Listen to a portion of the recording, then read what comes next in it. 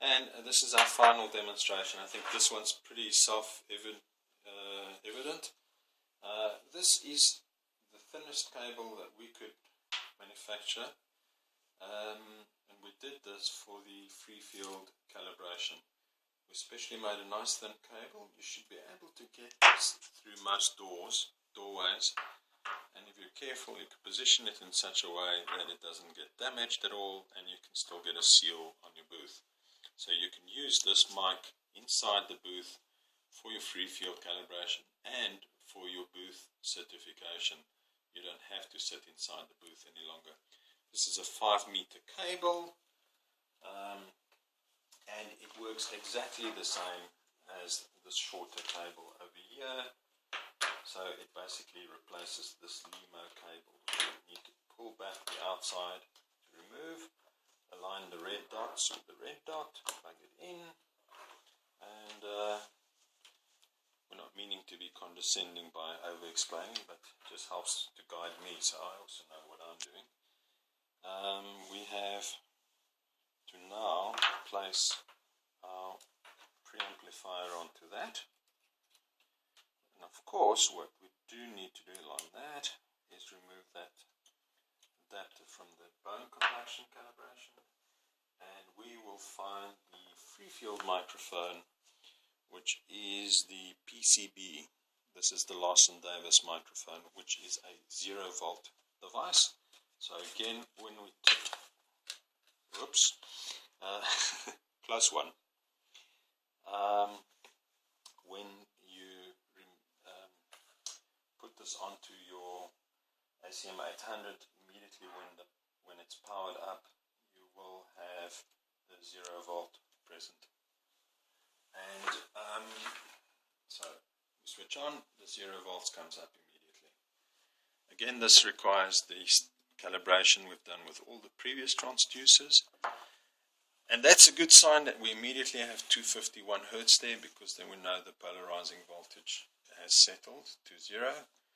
We then move our cursor over there and we find it is not correct, it needs calibration.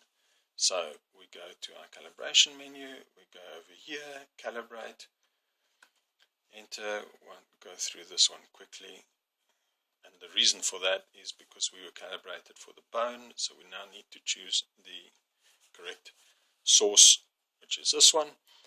Press enter, and we go back up, highlight the calibrate over there, press enter again, and it is calibrating, measure difference there, yes, enter. We'll say yes anyway, there was a minor change, close,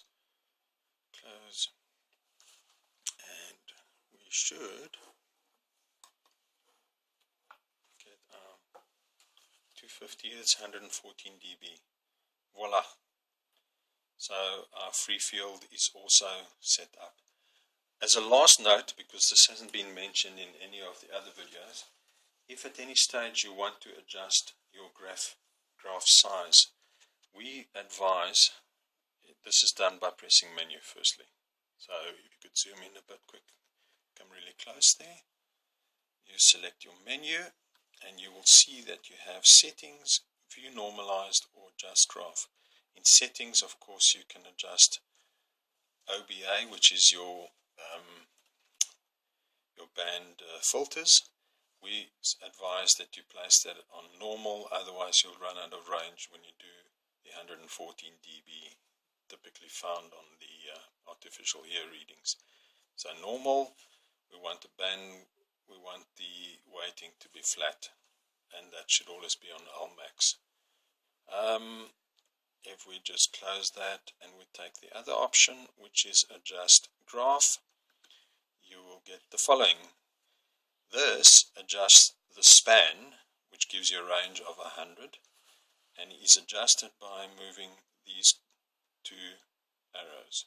So you can have a narrower range if you want. However, be careful not to overload the signal for that particular range, because you'll get completely meaningless readings and the overload indicator will show. Perhaps we can illustrate that. If we now do this, select a too small a range and we close, we should have a overload indication, which we're fortunate it isn't doing at the moment. But you are running out of headroom. As you can see, we're at 80 and we are not able to see that accurately there. So I advise you use the adjust graph cautiously. I would think that one could just place it to have 100 dB span, dynamic range, and the bottom 20 dB. 20 dB is in fact the noise floor of the overall system. And most of the microphones have a noise floor of 20 dB, so there's little point in going below 20. So adjusting it like this gives you a range from 20 to 120 dB. And that's basically it.